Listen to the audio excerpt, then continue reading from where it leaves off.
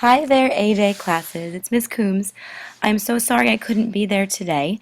Mr. Winslow and I are doing auditions for Rent, but I still wanted to be able to model for you just what a really solid Rice paragraph or a literary analysis paragraph would look like.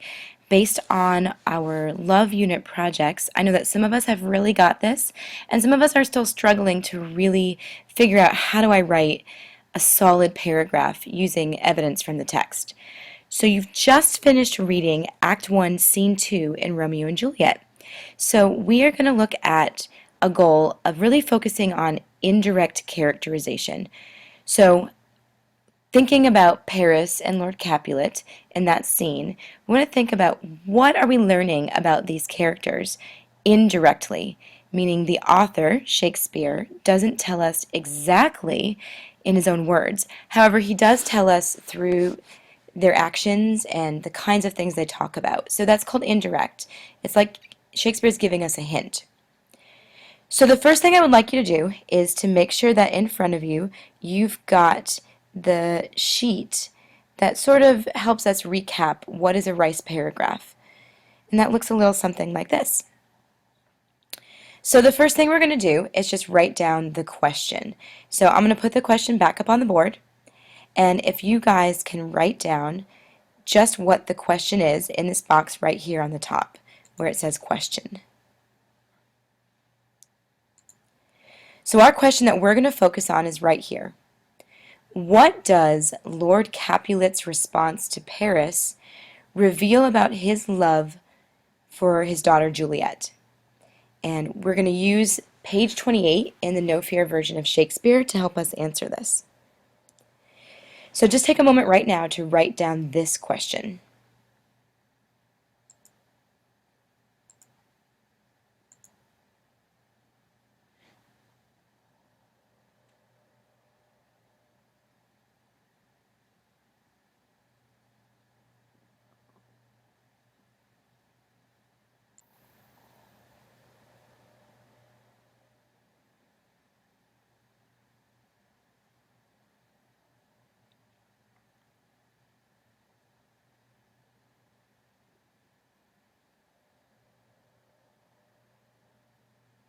So just once again, the question was, what does Lord Capulet's response to Paris reveal about his love for his daughter Juliet? And this was referring back to just what Paris was asking, which was basically for Juliet's hand in marriage. Remember, back in medieval times, it was pretty common for a 13-year-old girl to get married.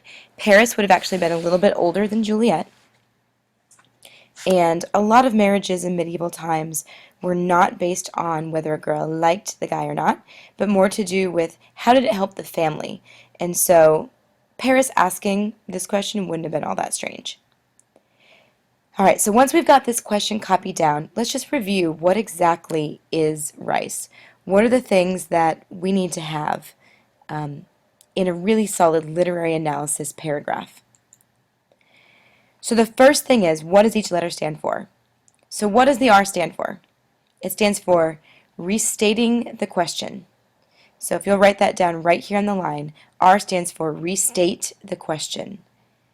That's going to help you make a really solid topic sentence. Not only are you going to restate the question, but you're also going to answer the question. Not in a lot of detail, but you're just going to give a really short snippet of what your thought is in response to that question. So next we have the I. I stands for introduce the quote. So again, that was introduce the quote, if you'll write that right there on the line. When you introduce the quote, you really need to do two things. You need to say who's saying the quote and who are they or why are they important in this story. So again, introduce the quote and you're going to tell us who it is, why they're important, or who they are. Next we have the C. The C stands for cite evidence from the text. In other words, you're going to give us a quote. So we want to know what it is one of the characters saying that's going to back up your opinion or your answer to the question.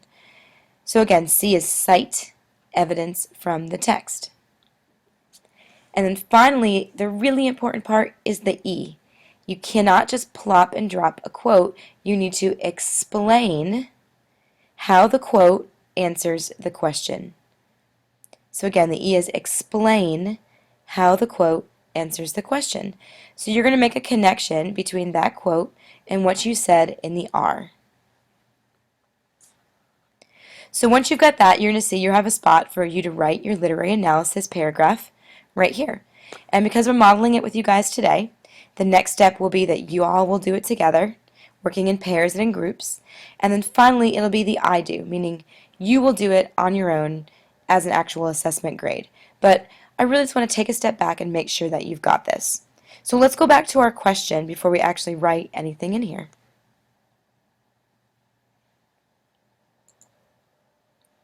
Okay, so again, our question was, what does Lord Capulet's response to Paris reveal about his love for his daughter Juliet? So the first thing we're going to do is we're actually going to restate the question. So how might you restate the question? Does anyone have any ideas?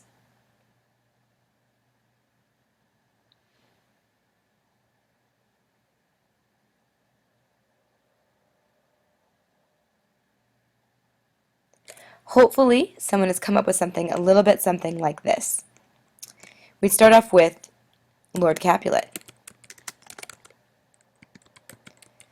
So Lord Capulet's response to Paris reveals that.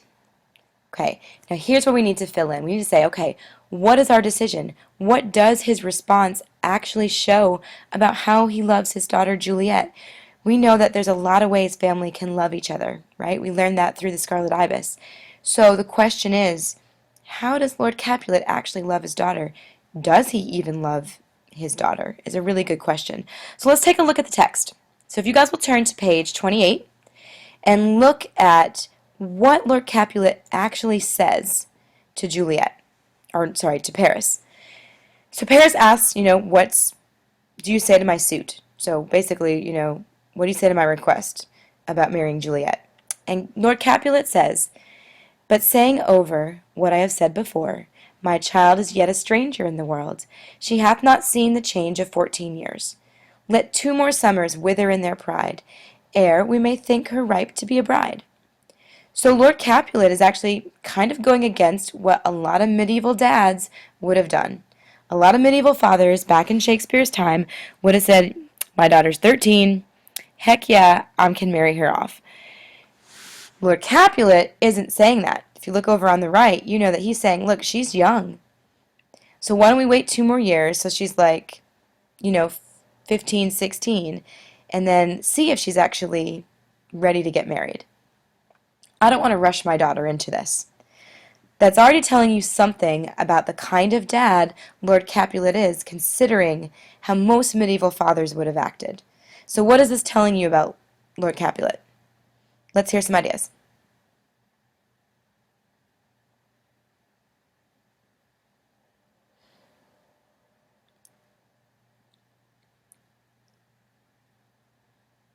Alright, so hopefully you're saying something that this shows that Lord Capulet is a really caring father, that he's not one to go with customs and traditions. He's willing to do what's right for his girl.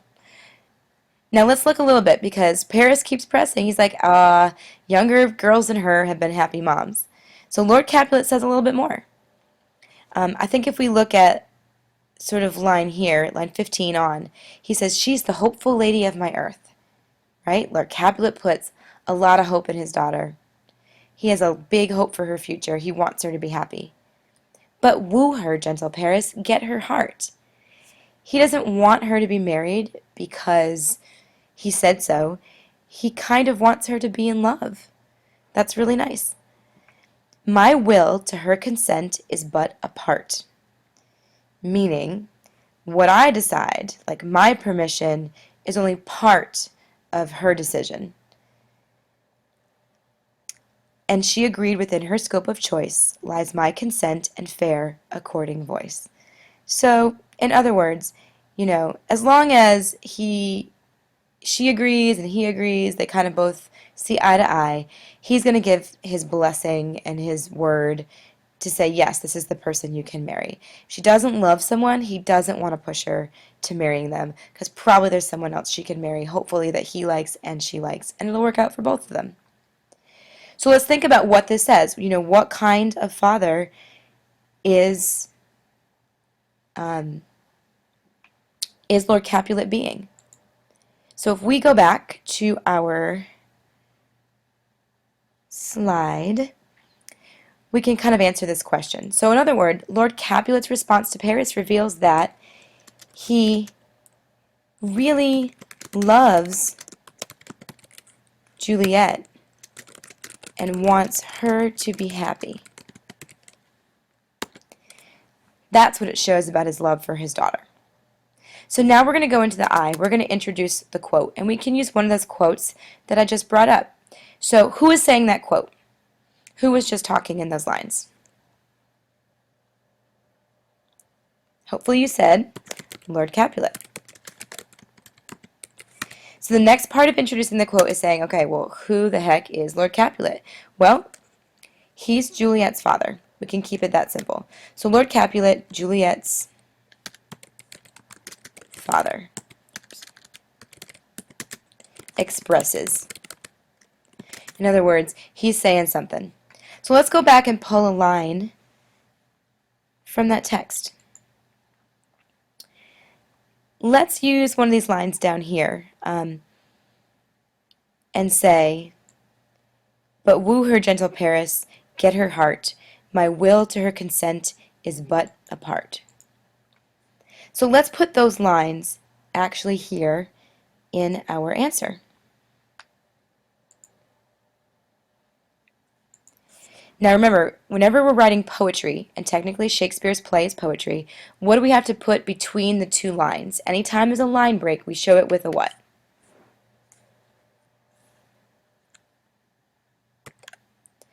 Hopefully you said with a slash. So that's what we're going to do here. Any quote has to go in quotation marks. So we put, but woo her, gentle Paris, get her heart. My will to her consent is but a part. Before we end with our period, we need to actually cite our quote. So who is it that wrote this, right? That's what we're going to put in parentheses. That's Shakespeare. And we're going to put our page number, which was 28, and our line numbers. And those lines were, I'll have to go back and check, lines 16 and 17. So we'll put lines 16 through 17. And our parentheses and put a period. So let's make sure we get that quote down in our paragraph.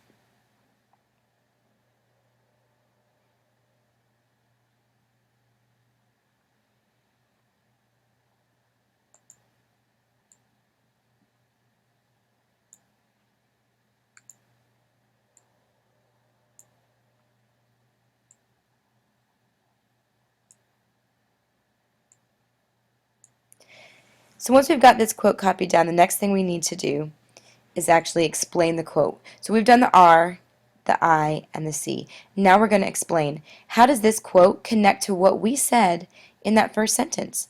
And the first thing we said is that he really loves Juliet and he wants her to be happy. So how does this quote show that he loves her and wants her to be happy? Any ideas? Hopefully you're thinking something along the lines of this. We're always going to start off the same way. This quote shows that. Now we're going to refer back to what we said in the first sentence. Shows that he loves her and cares about her happiness. Notice I rephrased that just a little bit because we don't want to sound like we're copying too much from what we said. Just kind of put it in a little bit of a different phrasing. So this quote shows that he loves her and cares about her happiness because All right, so now we need to think, how does it show that? This is the big thing here.